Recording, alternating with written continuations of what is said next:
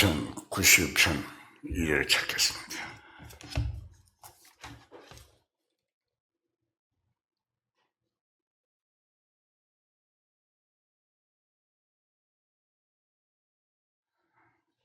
(91편) 2절입니다.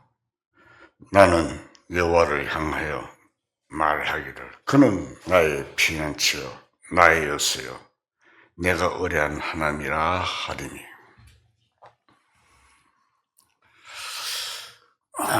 이스라엘 역사 속에는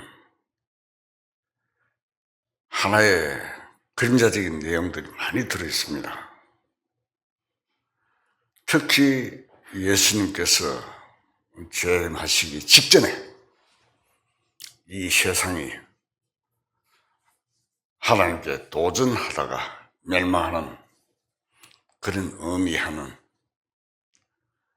내용들이 있습니다. 성경 말씀에 하나님은 우리의 피난처라는 한 말씀이 있습니다. 이 하나님은 우리의 피난처시오. 이 말씀을 우리가 육신적으로 생각하고 해석하면 어떻게 하나님이 피난처가 되느냐는 생각을 갖게 됩니다. 기독교 역사를 보면 예수님의 11 제자가 다 순교를 했습니다. 또 사도 바울도 순교를 했고, 그 외에 초대교회에는 스데반을 비롯해 거의 모든 주님의 일꾼들이 순교를 했습니다. 돌에 맞아 죽거나 옥살을 하거나 십자가에 못 박혀거나 해서 많이 죽었습니다.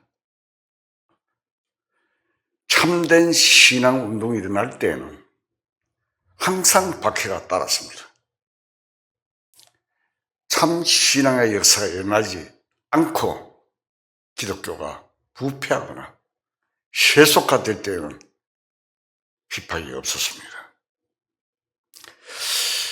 구원받는 역사가 일어나고 그리스도인이 경건하고 진정한 신앙생활을 할 때에는 핍박을 받지 않을 때가 없었습니다.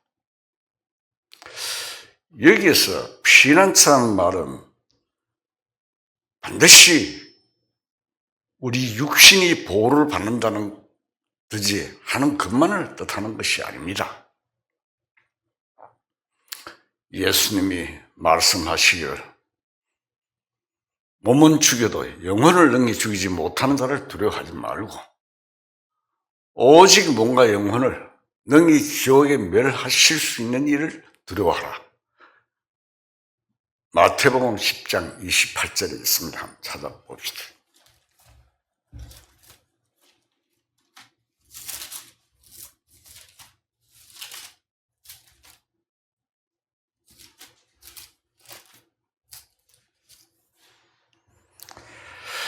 마태복음 10장 28절 자 읽겠습니다. 몸은 죽여도 영혼은 능히 죽이지 못한 자들을 두려워하지 말고 오직 몸과 영혼을 능히 지옥에 멸하실 수 있는 자를 이를 두려워하라.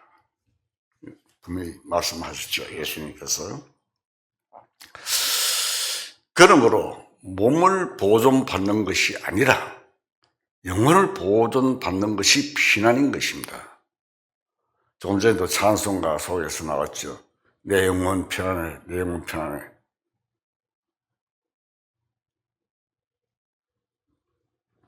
영혼의 피난이지 육신의 피난이 아니라는 얘기입니다.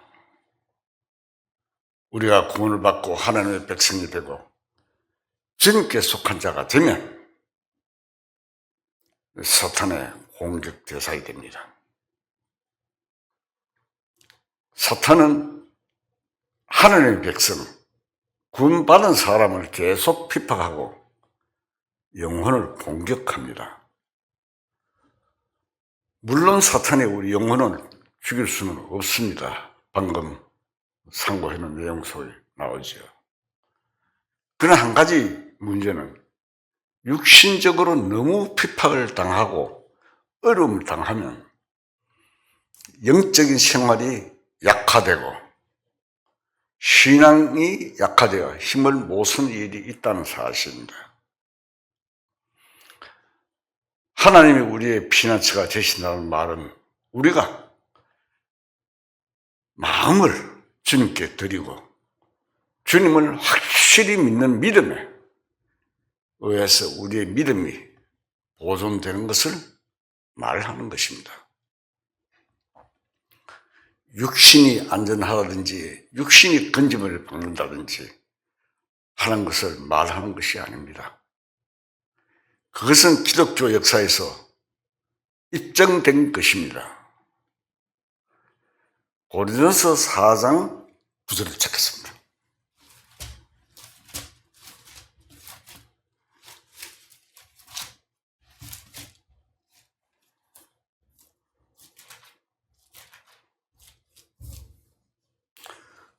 고린도서 4장 9절 잘 읽겠습니다. 내가 생각하건대 하나님이 사도인 우리를 주기로 작정대 작같이 끄트머리에 두셨으며 우리는 세계 곧 천사와 사람에게 구경거리가 되었노라.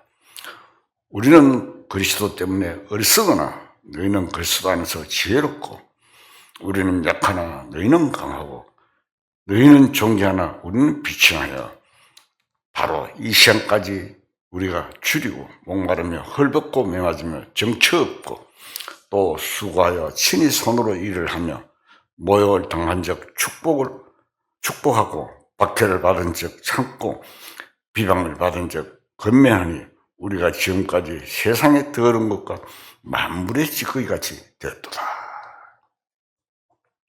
사도 바울은 복음을 위하여 일하는 동안 세계 곧 천사와 사람에게 구경거리가 되고 줄이고 목마르며 헐벗고 메마른 등 많은 고난을 당했습니다. 우리가 아무리 신앙생활에 고생을 많이 한다고 해도 복음 전하는 사역자로서 또 믿는 자로서 사도 바울만큼 고생을 많이 하고 핍박을 많이 받은 사람은 사실 별로 없습니다. 그렇지만 바울에게 있어서 하나님은 피난처였습니다. 사도 바울이 엄청난 어려움을 당하고 핍박을 받아도 그의 마음과 믿음은 조금도 흔들리지 않았습니다. 바울의 마음이 하나님 속에 숨어 있었기 때문입니다. 그의 믿음이 하나님 안에 완전히 숨어 있었다는 말입니다. 물론 사도 바울이 빌립보 옥중에서 손과 발이 묶여 있을 때도 쇠사슬이 풀리고 옥문이 열리는 등 유승적으로 안전하게 지켜주신 일들이 들어있긴 했습니다. 그러나 온갖 곤욕을 치렀습니다. 그러나 사도 바울의 마음은 언제나 주님 품 안에서 주님의 은혜 속에 깊이 숨어 있었습니다. 사탄이 아무리 공격해도 아무리 시험해도 아무리 그를 해롭게 해도 그의 마음은 언제나 평안했습니다. 빌립보서 4장 10절을 찾겠습니다.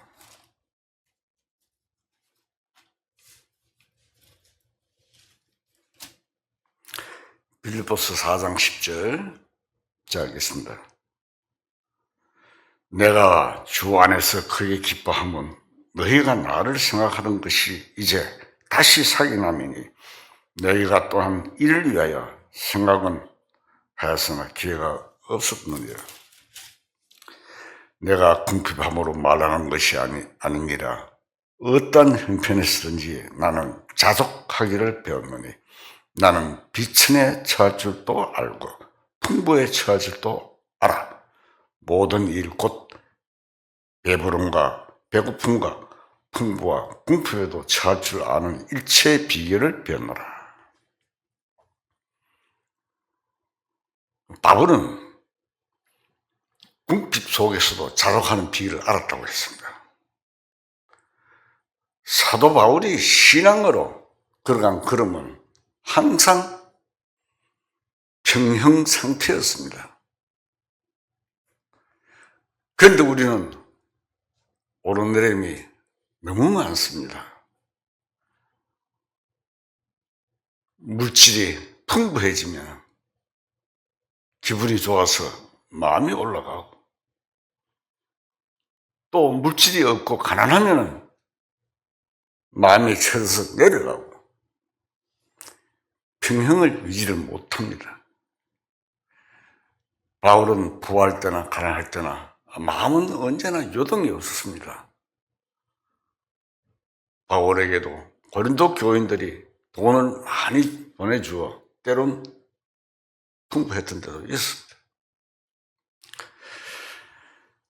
그러나 그 때문에 바울이 기분이 더 올라가고 그런 것은 없었습니다. 가난해서 줄이고 목마를 때도 그 마음은 항상 평행선을 이루었습니다. 우리가 조금 좋은 일이 있다고 해서 지나치게 좋아하는 것도 인간의 약점입니다. 또 좋지 않은 일이 있다고 해서 시리에 빠지는 것도 마찬가지입니다. 그래서 이는 육신에 빠져 감정적으로 움직이기는 그것도 굉장히 위험합니다. 주님 안에 마음이 붙어있는 사람은 너무 감정적으로 생각하고 실천돼서 보호를 받는 것이 필요합니다. 고통스러운 일이 있어도 절망 속에 빠지지 않는 것이 우리가 주님을 믿고 의지하는 것입니다. 하나님은 피난처시라는 말씀은 하나님이 우리 마음의 피난처, 마음의 안식처라는 뜻입니다. 신앙생활 속에서 마음이 지켜지고 마음이 요동하지 않는 것을 경험하는 것이 참으로 주님은 우리의 피난처시라는 것을 경험하는 것입니다. 아무리 큰 혼란이 있고 어려움이 있어도 마음의 주님 안에서 편히 쉴 수 있는 것을 배우는 것이 올바른 신앙생활의 비결입니다. 그것이 참 믿음입니다.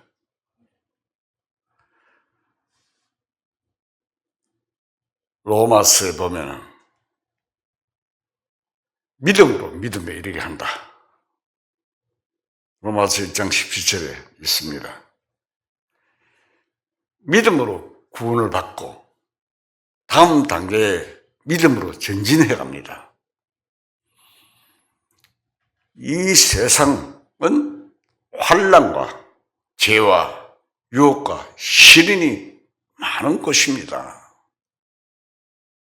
이 세상은 사탄의 지배 아래 있는 것입니다. 그러한 세상 속에서 주님을 믿고 산다는 것은 주님을 피난처로 삼고 그 안에서 요동하지 않고 살아가는 것입니다. 그래서 믿음으로 믿음에 이르게 됩니다. 골로새서 1장 24절을 찾겠습니다. 바로 옆에 있죠.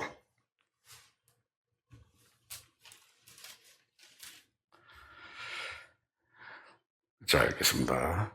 나는 이제 내일 가여 받는 괴로움을 기뻐하고 그래서 남은 고난을 그의 몸된 교회를 위해서 내 육체에 채우노라.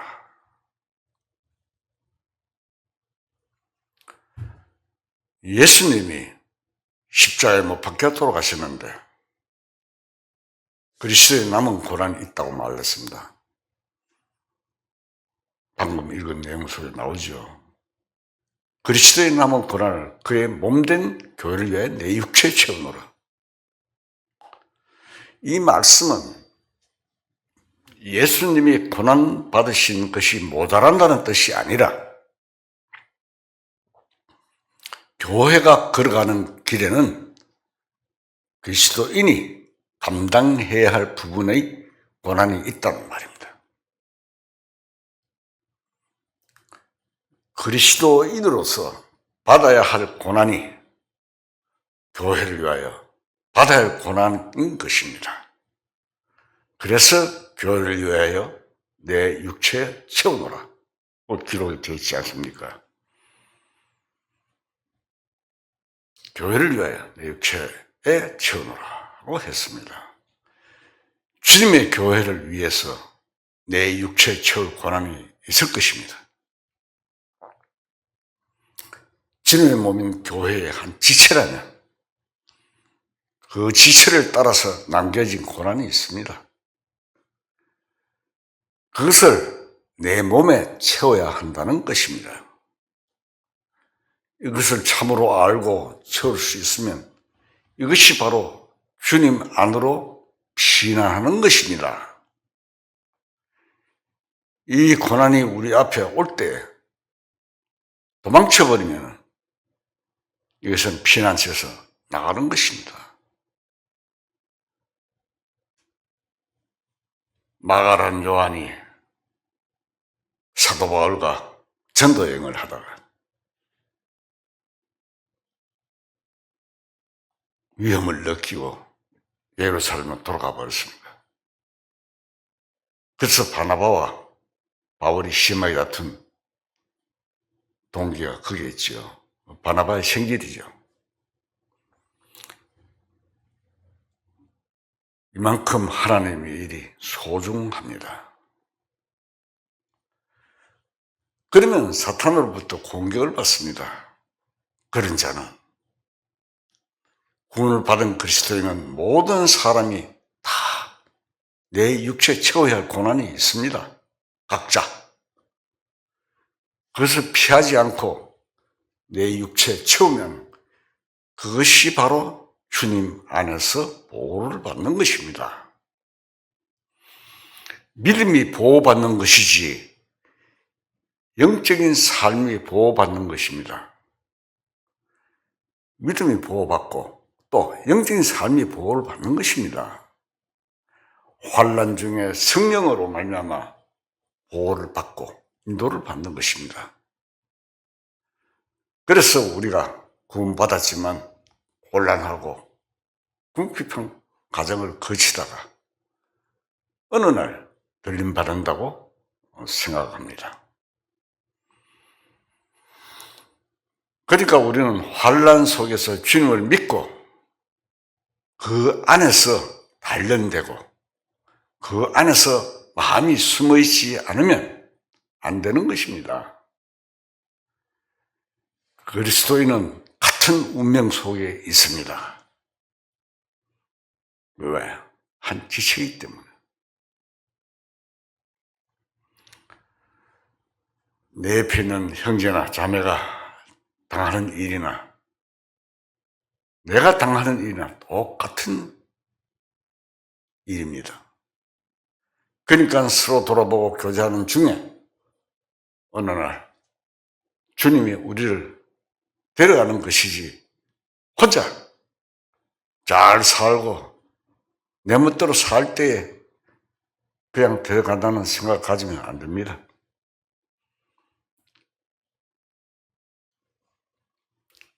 어떤 혼란이 닥쳐와도 우리는 두려워하지 말아야 합니다. 그러면 어떻게 두려워하지 않을 수 있습니까?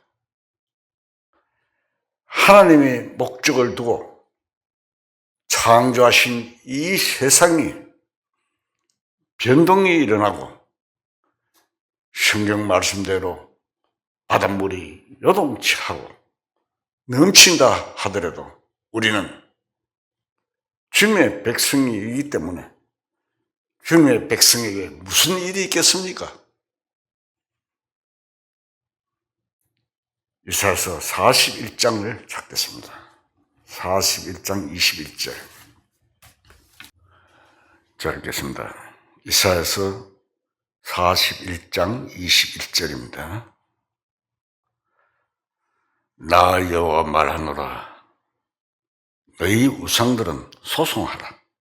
야곱의 왕이 말하노니 너희는 확실한 증거를 보이라. 장차 당할 일을 우리에게 진술하라. 또 이전 일이 어떤 것도 알게 하라.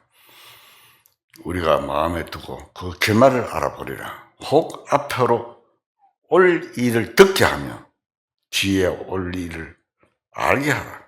그리하면 너희가 신들인 줄 우리가 알리라. 또 복을 내리든지 재난을 내리든지 하라. 우리가 함께 보고 놀라리라. 보라. 너희는 아무것도 아니며 너희 일은 허망하며 너희를 택한 자는 가증하니라. 이 말씀은 우상 섬기는 사람들을 향해서 하는 이야기입니다. 우상은 아무것도 아니라는 것입니다.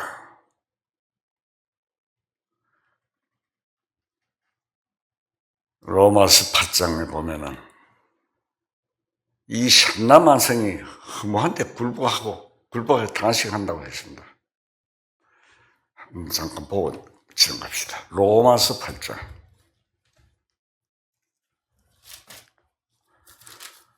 로마서 8장 19절. 제가 읽겠습니다. 피조물이 고다는 바는 하나님의 아들들이 나타나는 것이니 피조물이 허무한데 굴복하는 것은 자기 뜻이 아니요 오직 굴복하게 하시는 이로 말미암이라. 그 바라는 것은 피조물도 썩어짐의 종노릇한 데서 해방되어 하나님의 자녀들의 영광의 자유에 이르는 것이니라. 피조물이 다 이제까지 함께 단식하며 함께 고통을 겪고 있는 것을 우리가 아느니라. 그뿐 아니라 또한 우리 곧 성령의 처음 익은 열매를 받은 우리까지도 속으로 탄식하여 양자 될 것 곧 우리 몸의 속량을 기다리느니라. 모든 삼라만상이 허무한데 굴복하여 탄식한다고 했습니다. 이 말씀은 하나님이 아담에게 세상을 다스리라고 하셨는데 아담이 타락해서 그 모든 것이 사탄에게 정복되었다는 뜻입니다. 그래서 피조물들이 썩어짐의 종노릇한 데서 해방되어 하나님의 자녀들의 영광의 자유에 이르기를 고대한다고 했습니다. 이 타락한 세상 속에서 하나님의 자녀가 생겨나면 하나님의 목적이 달성되고 하나님의 영광을 받게 되면 천년왕국 그때 모든 자연계도 회복되므로 모든 피조물들이 그때를 간절히 기다린다는 말입니다. 우리 육신도 피조물이기 때문에 마찬가지로 탄식을 합니다. 그래서 성령의 처음 익은 열매를 받은 우리까지도 속으로 탄식을 하여 양자될 것 곧 우리 몸의 구속을 기다리는 것입니다. 따라서 이 육신도 구원을 받아야 됩니다. 우리가 지금 받은 것은 영혼 구원입니다.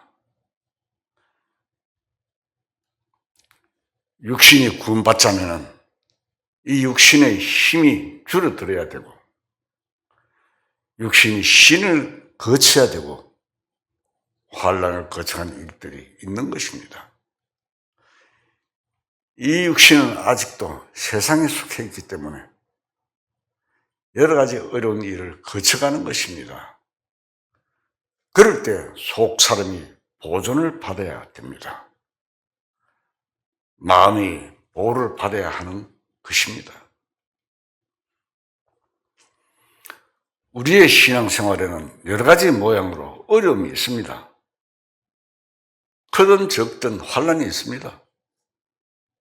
그 환란 속에서 우리 영혼의 상태, 우리 믿음의 상태, 우리 마음의 상태가 얼마나 안정되어 있느냐 하는 것이 문제입니다.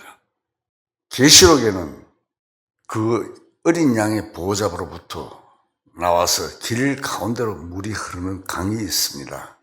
계시록 22장 1절을 보겠습니다. 계시록 22장 1절. 자, 알겠습니다. 또 그가 수정같이 맑은 생명수의 강을 내게 보이니 하나님과 및 어린 양의 보호자로부터 나왔어 길 가운데를 흐르더라. 강 좌우에 생명나무가 있어 12가지 열매를 맺대. 달마다 그 열매를 맺고 그 나무 잎사귀들은 만국을 치료하기 위하여 있더라.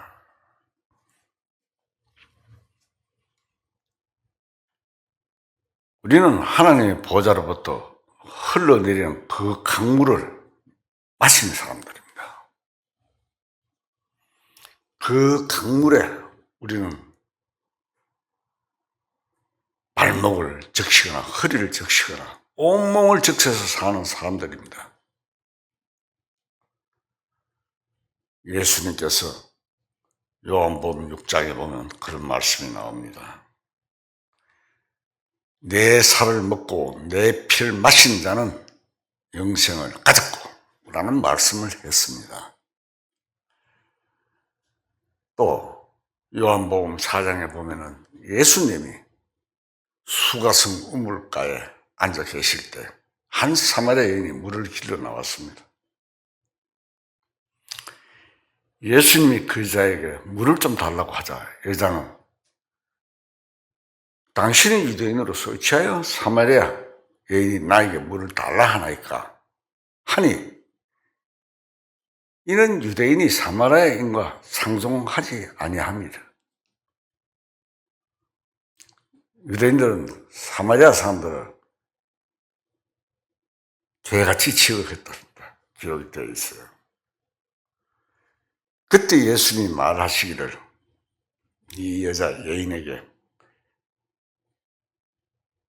하신 말씀을 우리가 참고해 봅시다. 요한복음 4장 13절.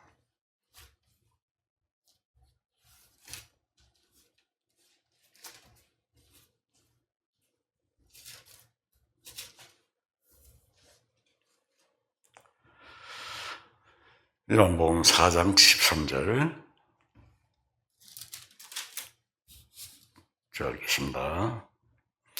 예수께서 대답하여 이르시되 이 물은 마시는 자마다 다시 목마르거니와 내가 주는 물을 마시는 자는 영원히 목마르지 아니하리니 내가 주는 물은 그 속에서 영생하도록 솟아나는 샘물이 되리라.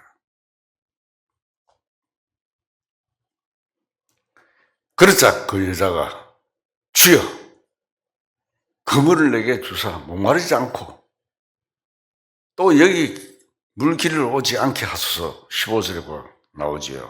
끝에 이렇게 말을 했습니다. 우리는 주님이 주시는 그 물을 맛봤지만 세상의 온 물을 또 마십니다. 구원을 받았으면서도 세상 물을 또 마시기 때문에 아무리 마셔도 만족이 없습니다. 그래서 주님이 주시는 물을 마시고 그 안에 잠겨서 할 때에 만족할 수 있는 것입니다. 마태복음 6장 8절을 찾겠습니다.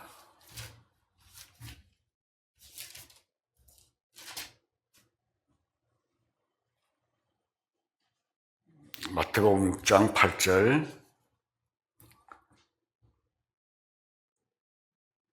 그러므로 그들을 본받지 말라. 구하기 전에 너희에게 있어야 할 것을 하나님 너희 아버지께서 아시느니라.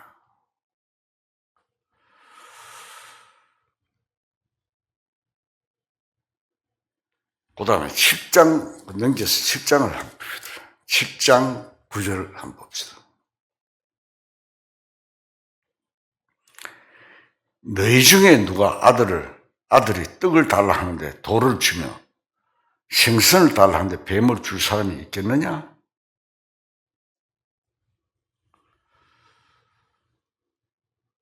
예수님이 이렇게 말씀하셨습니다.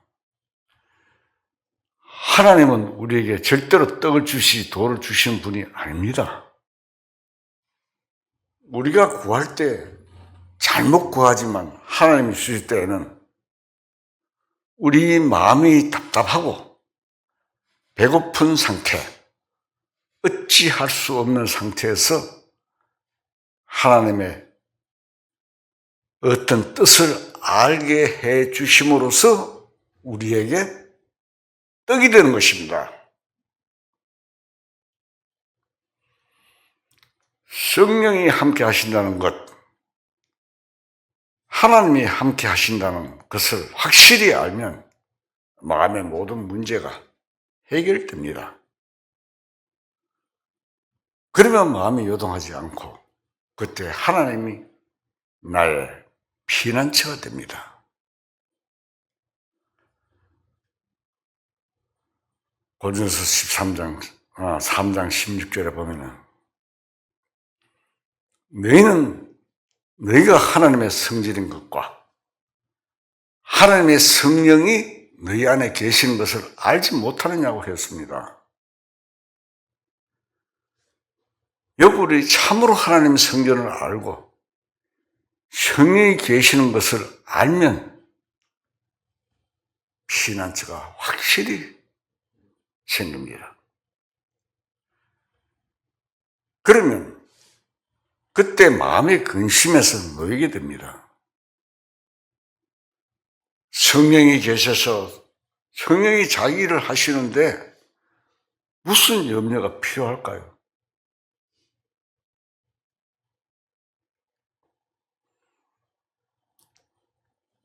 또 출애굽기 14장에 보면은 이스라엘 민족이 애굽에서 나올 때 앞에서 홍해가 넘실 그리고 뒤에는 바로 군대가 따라왔습니다. 그때 하나님이 모세를 통하여 말씀하신 말씀이 있습니다. 출애굽기 14장 13절 봅시다.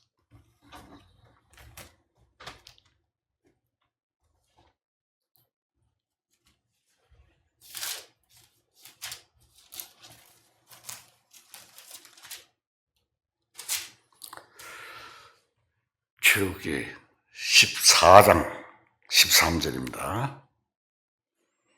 자, 읽겠습니다. 모세가 백성에게 이르되 너희는 두려워하지 말고 가만히 서서 여호와께서 오늘 너희를 위하여 행하시는 구원을 보라.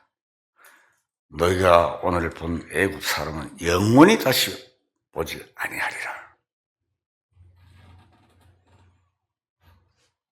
그 이스라엘 민족을 위해서 행하시는 구원을 보라 하셨습니다. 이것은 믿음은 이런 것입니다. 하나님을 확실히 믿고 조용히 기다리는 자에게는 주님의 능력이 나타납니다. 우리는 하나님이 우리와 함께 하신다는 것, 성령이 우리와 함께 하신다는 것을 확실히 알기를 원합니다. 성경 속에서 선을 행하라는 말씀은 무슨 말씀입니까? 성령으로 살아가는 열매를, 성령의 열매를 말하는 것입니다. 성령 안에서 열매 맺는 삶이 선한 삶입니다. 말씀 가운데 보면은 성실로 식물을 삼는다는 말씀이 있습니다. 성실한 하나님의 성품을 마음속에 간직하고 살아가는 것을 말하는 것입니다. 우리가 한 가지 생각해야 할 것은 그리스도의 생활은 아무리 작은 약속이어도 약속은 꼭 지켜야 합니다. 약속을 지키지 않는 것은 불성실한 태도가 됩니다. 특히 하나님께 약속한 것은 반드시 이행해야 합니다. 가령 우리가 거듭났을 때, 구원을 처음 받았을 때 이제부터는 하나님의 말씀을 따라 나 자신을 하나님께 드리면서 살아야겠습니다. 는 결심을 했다면 그렇게 살도록 노력해야 합니다. 구원을 받고 보면 율법에서 해방받았다고 생각하여 아무렇게나 살 가능성이 있습니다. 신앙생활은 율법의 지배를 받으면서 율법을 지키면서 사는 생활도 아니고, 그렇다고 아무렇게나 무지식하게 사는 생활도 아닙니다. 신앙생활은 성령의 인도를 받으면서 사는 생활입니다. 성령의 인도를 받는 사람은 거짓말을 하지 않고 방탕한 생활도 하지 않습니다. 율법을 지키면서 살지는 않지만 성령이 나를 방탕하게 살도록 두지 않는 것입니다. 그것이 구원받은 그리스도인의 생활입니다.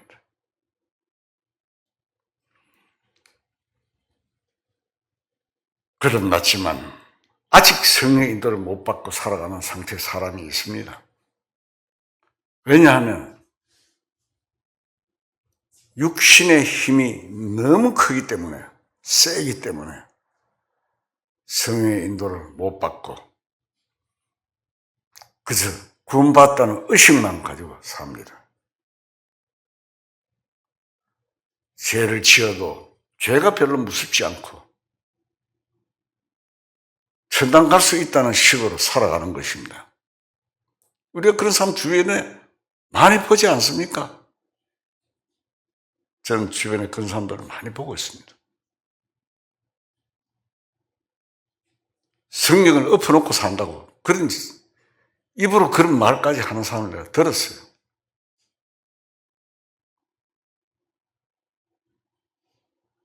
이러한 신앙생활은 정상적인 신앙생활이 아닙니다.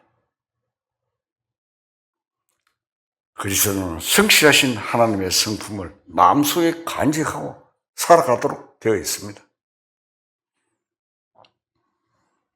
우리는 이 세상 살아갈 동안 거룩하신 하나님 말씀대로 살아가야 합니다. 신앙생활하는 그리스도인이라면 작은 일들이라도 바로 살아야 합니다. 하나님 앞에 약속하면 그것이 서원입니다. 반드시 지켜야 합니다. 또 우리가 사람과 약속을 했으면 손해가 날지라도 지켜야 됩니다.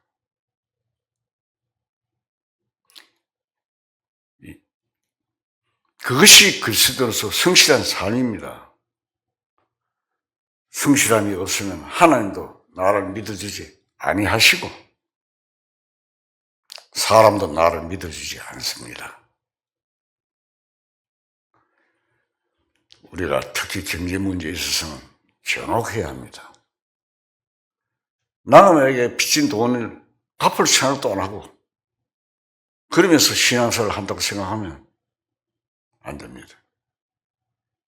옛날 말에 그런 말이 있죠. 앉아서 돈을 빌려주고 서서 받는다. 사람들이 악하기 때문에 그런 겁니다. 경제 문제가 정확하게 훈련되면 다른 생활도 정확하게 할 수 있게 됩니다. 우리가 앞선 성도들과 살아가는 그 발자취 보면 답이 나옵니다. 그리스도인이 불성실하게 살 때는 신앙생활이 잘 될 수가 없습니다. 특히 경제 문제에 있어서는 아주 정직해야 합니다. 신앙생활을 하는 사람은 두 부류가 있는데, 하나는 구원을 받았어도 하나님이 무섭다는 관념으로 사는 사람이 있고,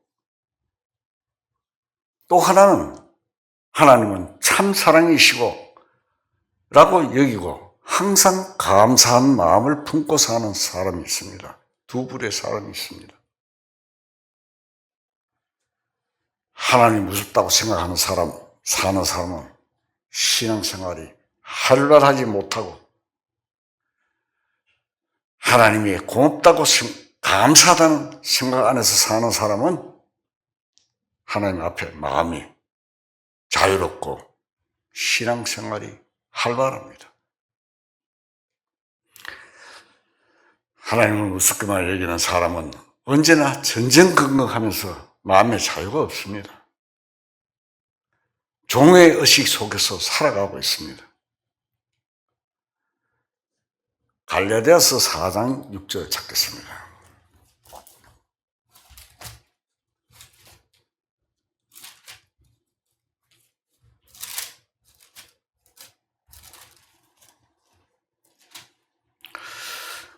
갈라디아서 4장 6절.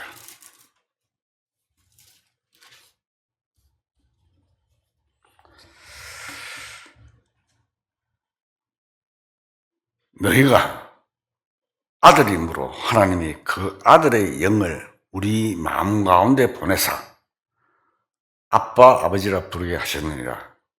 그러므로 내가 이후로는 종이 아니요 아들이니 아들이면 하나님으로 말미암아 유업을 받을 자니라.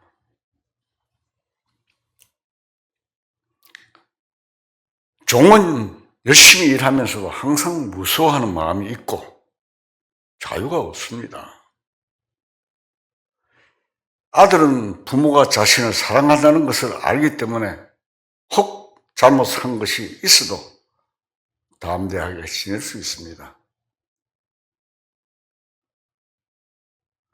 종처럼 사는 신앙생활은 율법 아래 사는 생활이고,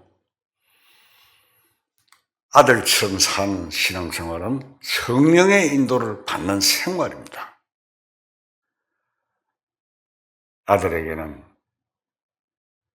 하나님은 인자하신 분이고 언제나 감사하는 분입니다.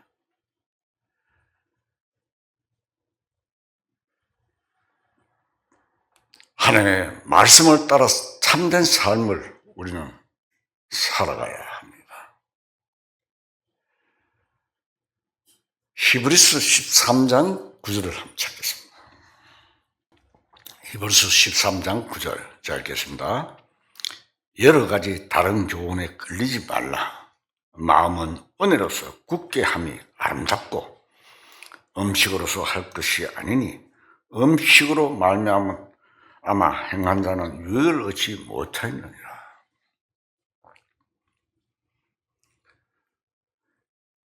세상 사는 동안에는 의식주 세 가지가 인간 생활 속에 빠뜨릴 수 없는 필수 조건이지만, 구원받은 하나님의 백성에게는 그보다 한 걸음 더 나아가 흔들리지 않은 세상의 유혹에 넘어가지 않는 견고한 마음이 있어야 합니다. 우리는 오늘로서 마음을 굳게 할 수 있습니다. 그러나 다음에는 우리가 주님의 말씀을 통해서 은혜를 깨달을수록, 은혜를 받으면 받을수록 점점 더 시련이나 유혹을 물리칠 수 있는 힘이 있고 사탄을 이길 수 있는 힘이 생기는 것입니다. 신앙 훈련을 통해서 우리는 성령으로 말미암아 은혜를 받게 되는 그 은혜로서 마음을 강하게 만들어 가는 것입니다. 그래서 진리 중에 행한다는 말은 은혜를 받으면 받을수록 은혜가 넘칠수록 참되게 산다는 뜻이 되겠습니다. 야고보서 3장 1절에 보면 이런 말씀이 있습니다.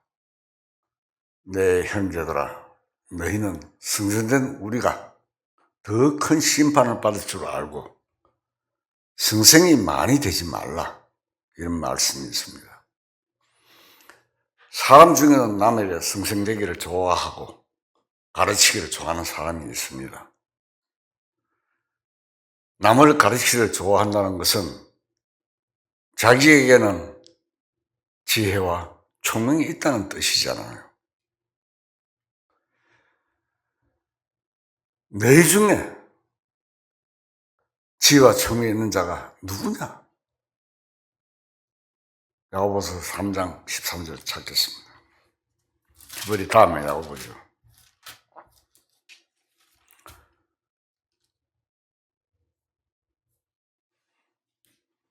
(3장 13절) 찾겠습니다. 너희 중에 지혜와 총명이 있는 자가 누구냐? 그는 선행으로 말미암아 지혜의 온유함으로 그 행함을 보일지니라. 지혜와 온유함이란 온유한 행실입니다. 온유한 사람은 지혜로운 생활을 하는 사람입니다.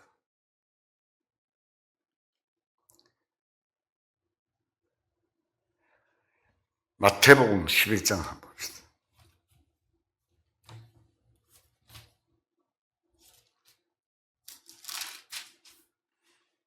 마태복음 11장 28절.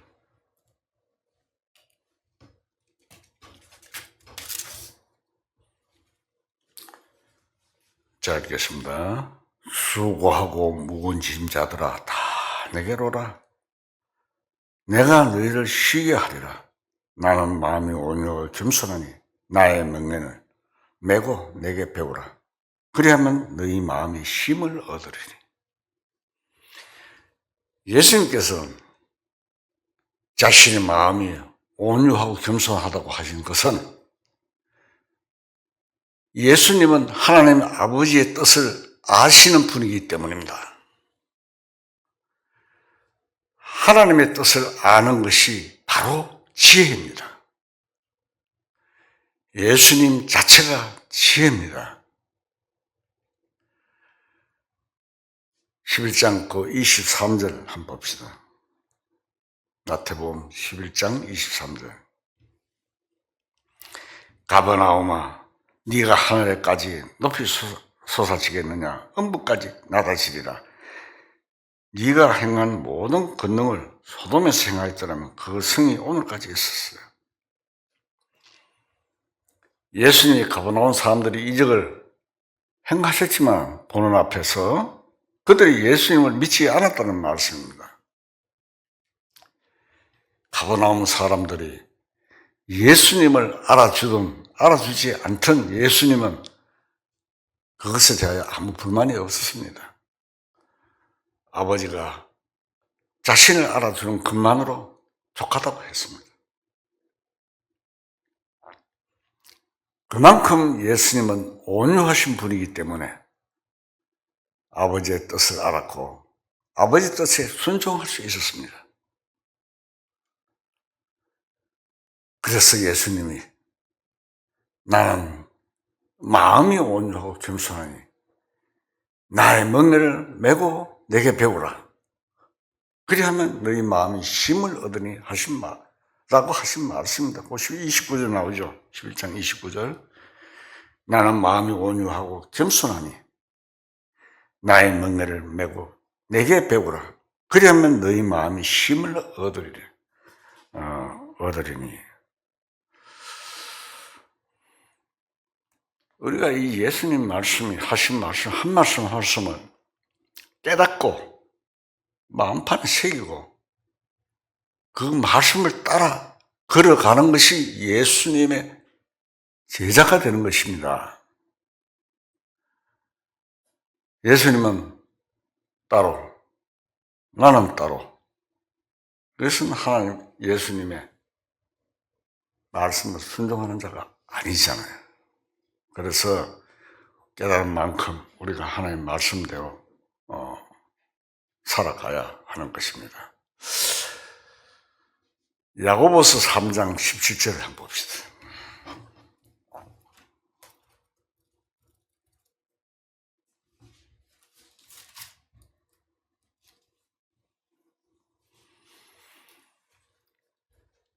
야고보서 3장 17절 제가 읽겠습니다. 오직 위로부터 난 지혜는 첫째 선결하고 다음에 화평하고 관용하고 양순하며 긍휼과 선한 열매가 가득하고 평강과 거짓이 없나니 오직 위로부터 난 지혜는 첫째 선결하고 다음은 화평하고 관용하고 양순하고 긍휼과 선한 열매가 가득하고 편견이 없다고, 편견과 거짓이 없다고. 이러한 마음가짐과 생활이 뒤따를 때 참 지혜로서 가르칠 수 있습니다. 비록 가르치지는 않을지라도 나름대로 교회 안에서 자신이 처해 있는 위치에서 봉사하고 어떤 역할을 맡았을 때에는 항상 진리 가운데서 행할 수가 있는 것입니다. 주님이 왕노를 하실 때 함께 할 수 있는 사람이 되려면 현재 생활도 훈련받는 생활이 되어야 합니다. 한 나라의 관료직을 맡고 하는 사람도 나라의 반역질을 하다가 중요 인사가 될 수가 없잖아요. 왕과 함께 생각을 같이 하다가 같이 왕노릇도 하는 것입니다. 다윗이 왕이 되기 전에 사울로부터 공격을 많이 받았지요. 그 훈련받는 과정이 있었던 것처럼 현재 우리 생활 속에서도 시련받는 과정이 필요한 것입니다.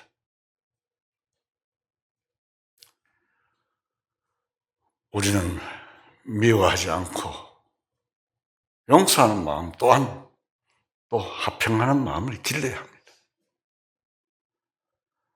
참으면 또한 함께 왕노릇할 것이라고 했습니다. 우리는 앞으로 왕 노릇을 하는 사람들이 되는 것입니다. 이 땅에서 어렵게 훈련을 받다가 가는 것이 아닙니다. 훈련 받고 난 다음에 주님이 오시면 우리의 왕 대신 주님과 함께 영원한 속으로 가는 겁니다. 이 세상 인생은 한 번밖에 안 됩니다. 인생 생활이. 그림자같이 흔적도 없습니다. 그림자가 없어지면 흔적도 없죠. 그 같은 육신의 생활입니다.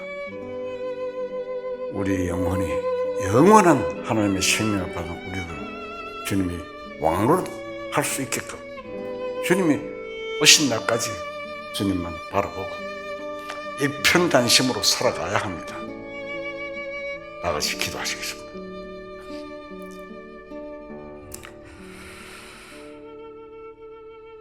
참으로 광대하시며 의로우신 하나님 아버지, 영원히 명문받을 수밖에 없는 인생들을 위하여 날마다 일하시며 크신 사랑과 긍휼하심으로